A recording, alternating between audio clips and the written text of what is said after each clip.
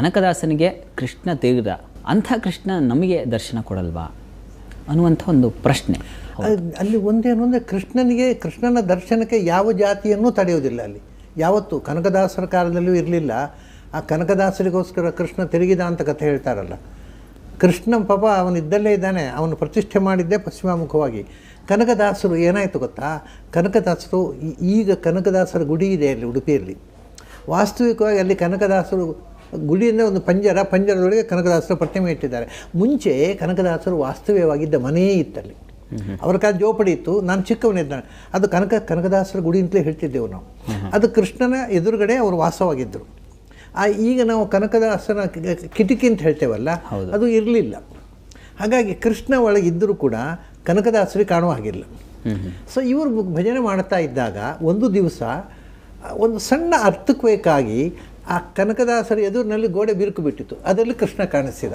So ಕನಕದಾಸರಿಗೆ Krishna ದರ್ಶನ ಕೊಟ್ಟದ್ದು ಹೀಗೆ ಹೊರತು ಅವನು ಎಲ್ಲಿಯೋ ಇದ್ದವನು ಹಾರಿ ಎಲ್ಲಿಗೋ ಬಂದು ಹಾಗಿದ್ರೆ ಅದು ತಿರುಗಿದ್ದಲ್ಲ ಅನ್ನುವಂಥದ್ದು.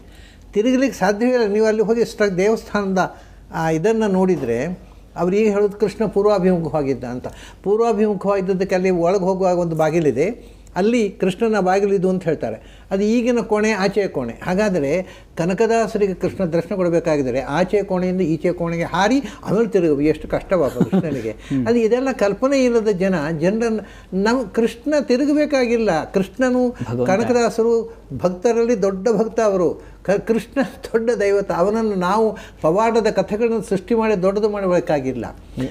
ಮತ್ತು ಯಾವತ್ತೂ ಕೂಡ ಕನಕದಾಸರ ಕಾಲದಲ್ಲಿಯೂ ಇರಲಿಲ್ಲ ಒಂದು ಕಥೆ. ಅದು ಸಿನಿಮಾದಿಂದ ಬಂದ ಕಥೆ. ಕನಕದಾಸರನ್ನು ಒಳಗೆ ಬಿಡಲಿಲ್ಲ ಅಂತ, ಇಡೀ ರೂಪವನ್ನು ಬದಲಿಸುತ್ತೆ ಹಾಗೆ. ಕನಕದಾಸರನ್ನು ಒಳಗೆ ಬಿಡಲಿಲ್ಲ ಅಂತ. ಕನಕದಾಸರು ವಾದರಾಜರು ಅತ್ಯಂತ ಅನ್ಯೋನ್ಯವಾಗಿದ್ದರು. ಅವರನ್ನು ಒಳಗೆ ಬಿಡದಿರುವ ಪ್ರಶ್ನೆಯೇ ಇಲ್ಲ. ಇವತ್ತಿಗೂ ಯಾವ ಜಾತಿಯನ್ನು ತಡೆಯೋಲ್ಲ. ಕೃಷ್ಣ ಮಠದಲ್ಲಿ ಅಲ್ಲಿ ಜಾತಿಯ ಪ್ರಶ್ನೆ ಇಲ್ಲ. ಕೃಷ್ಣ ದರ್ಶನಕ್ಕೆ ಎಲ್ಲ ಜಾತಿಯವ್ರನ್ನ ಎಲ್ಲವೂ ಮಾಡ್ತಾರೆ. ಬರೀ ಬ್ರಾಹ್ಮಣರು ಮಾತ್ರ ಹೋಗೋದಲ್ಲ. ಕನಕದಾಸರ ಕಾಲದಲ್ಲೆಲ್ಲ ಇವತ್ತಿಗೂ ಕೂಡ ಜಾತಿ ಕೇಳುವುದೇ ಇಲ್ಲ ಅಲ್ಲಿ. ನೀವು ಜಾತಿ ಯಾವುದೇ ಇರ್ಬೋದು, ಅಥವಾ ನೀವು ವಿದೇಶಿಯರು ಇರ್ಬೋದು. ಈ ಕೆಲವು ದೇವಸ್ಥಾನಗಳಲ್ಲಿ ವಿದೇಶಿಯರಿಗೆ, ನೀವು ಕೇರಳದ ಕೆಲವು ದೇವಸ್ಥಾನಗಳಿಗೆ ಕ್ರೈಸ್ತರಾದ ಒಳಗೆ ಬಿಡೋರು. ಈ ವಿದೇಶಿಯರು ಬರ್ತಾರೆ. ಅಲ್ಲಿ ಒಬ್ಬಳು ರಷ್ಯನ್ ವಾಸ ಮಾಡಿಕೊಂಡಿದ್ದಾಳೆ ಉಡುಪಿಯಲ್ಲಿ. ಹಿಂದೆ ಒಬ್ಬಳು ಗಲ್ಫ್ ಕಂಟ್ರಿ ಒಬ್ಬಳು ಮುಸ್ಲಿಮ್ ಇದ್ಲು. ಅವಳಿಗೇನು ಅಂದರೆ ಕೃಷ್ಣನ ಪೂಜೆ ನೋಡಬೇಕು ಅಂತ ಹುಚ್ಚು. ಉಡುಪಿಯಲ್ಲಿ ವಾಸ್ತವ ಮಾಡಿ ದಿನ ಪೂಜೆ ನೋಡಲಿಕ್ಕೆ ಬರ್ತಿದ್ಲು. ಈಗ ಒಬ್ಬಳು ರಷ್ಯನ್ ಇದ್ದಾಳಲ್ಲಿ. ಯಾರೂ ಬಂದು ಪೂಜೆ ನೋಡ್ಲಿಕ್ಕೆ ಬಿಡ್ತಾರೆ. ಅಲ್ಲಿ ಆ ನಿರ್ಬಂಧವೇ ಇಲ್ಲ. ಅಲ್ಲ, ಹಾಗಿದ್ರೆ ವಾಸ್ತವವಾಗಿ ಕೃಷ್ಣಮೂರ್ತಿ ಪ್ರತಿಷ್ಠಾಪಿಸಿದ್ದೇ ಪಶ್ಚಿಮಾಭಿಮುಖವಾಗಿ. ಹೌದು ಹೌದು.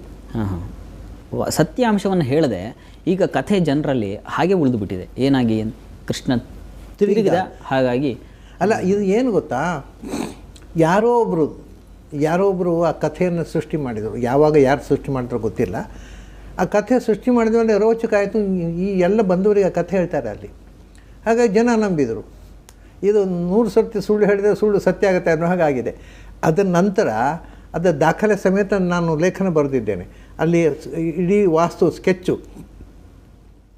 ತುಂಬ ಜನಕ್ಕೆ ಈಗ ಗೊತ್ತಿದೆ. ಅಷ್ಟೇ ಅಲ್ಲ, 16ನೇ ಶತಮಾನದಲ್ಲಿ ಇದ್ದವರು ಕನಕದಾಸರು. 16ನೇ ಶತಮಾನದಲ್ಲಿ ಒಬ್ಬರು ಸರೋತ್ತಮ ತೀರ್ಥರು ಅಂತ ಸ್ವಾಮಿಗಳಿದ್ದರು ಉಡುಪಿಯಲ್ಲಿ. ಅವರು ಒಂದು ಗ್ರಂಥದಲ್ಲಿ ಬರೀತಾರೆ, ದೇವರನ್ನು, ಅದು ಅವ್ರ ಶಾಸ್ತ್ರ ಗ್ರಂಥದ ವ್ಯಾಖ್ಯಾನ ಬರೀತಾ, ದೇವರನ್ನು ಯಾವ ಮುಖವಾಗಿ ಪ್ರತಿಷ್ಠೆ ಮಾಡಬೇಕು ಅಂತ. ದೇವಸ್ಥಾನದಲ್ಲಿ ಯಾವ ಮುಖವಾಗಿ, ಸಾಮಾನ್ಯ ಹೆಚ್ಚಿನ ದೇವಸ್ಥಾನಗಳು ಪೂರ್ವಾಭಿಮುಖವಾಗಿರೋದು. ಹಾಗೆ ಗುಡಿಯಲ್ಲಿ ದೇವರನ್ನು ಯಾವ ಕಡೆ ಪ್ರತಿಷ್ಠೆ ಮಾಡಬೇಕು ಅಂತ ಹೇಳಿ ಅವ್ರು ಹೇಳ್ತಾರೆ. ಪೂರ್ವಾಭಿಮುಖವಾಗಿಯೂ ಮಾಡಬಹುದು, ಪಶ್ಚಿಮಾಭಿಮುಖವಾಗಿ ಮಾಡಬಹುದು. ಆದ್ದರಿಂದಲೇ ಮಧ್ವಾಚಾರ್ಯರು ಕೃಷ್ಣನನ್ನು ಪಶ್ಚಿಮಾಭಿಮುಖವಾಗಿ ಪ್ರತಿಷ್ಠೆ ಮಾಡಿದರು ಅಂತ ಬರೀತಾರೆ ಅವರು. ಇದು ಕನಕದಾಸರ ಕಾಲದವರೇ ಬರೆದದ್ದು. ಅವ್ರು ತಿರುಗಿದ ಪ್ರಶ್ನೆಯೇ ಇಲ್ಲ ಅಲ್ಲಿ.